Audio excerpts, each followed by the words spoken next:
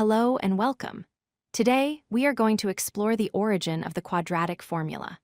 We will start with a standard quadratic equation, and using a method called completing the square, we will derive the famous formula step by step.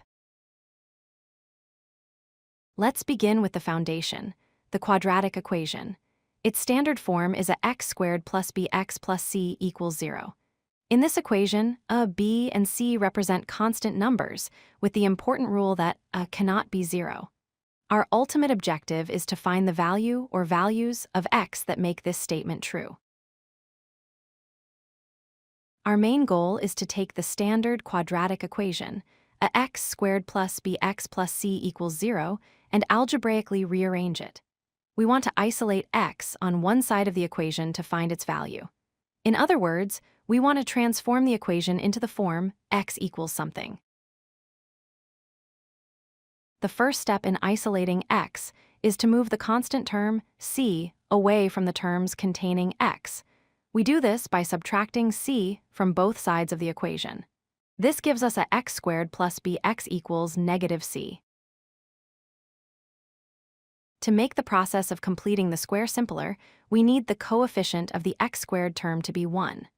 We achieve this by dividing every single term in the equation by a.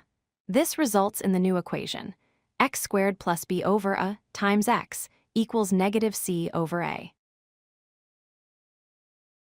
Now we arrive at the core of the derivation, completing the square.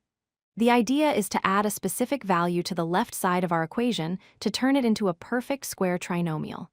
A perfect square trinomial is an expression like x plus d squared, which expands to x squared plus 2dx plus d squared. So what is the special term we need to add? We find it by first taking the coefficient of our x term, which is b over a. We then take half of it, which gives us b over 2a. Finally, we square this result.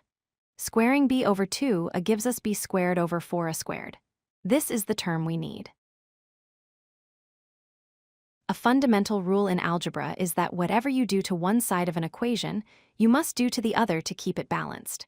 So, we add our newly found term, b squared over 4a squared, to both the left and right sides of the equation. Because we carefully chose the term to add, the left side of our equation is now a perfect square trinomial. It can be neatly factored.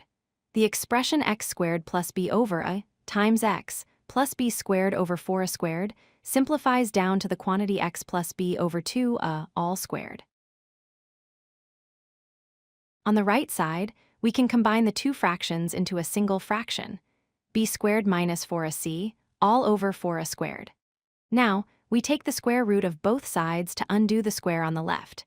This gives us x plus b over 2a equals plus or minus the square root of the quantity b squared minus 4ac all over 4a squared. We are at the final step. To get x by itself, we simplify the square root on the right and then subtract the term b over 2a from both sides. This combines everything into a single fraction and gives us our final result. And there we have it. Through the process of completing the square, we have successfully derived the quadratic formula. X equals negative b plus or minus the square root of b squared minus 4ac, all divided by 2a. This formula allows us to solve any quadratic equation. If you like this video, hit that like button and don't forget to subscribe. Visit codelucky.com for more such useful content.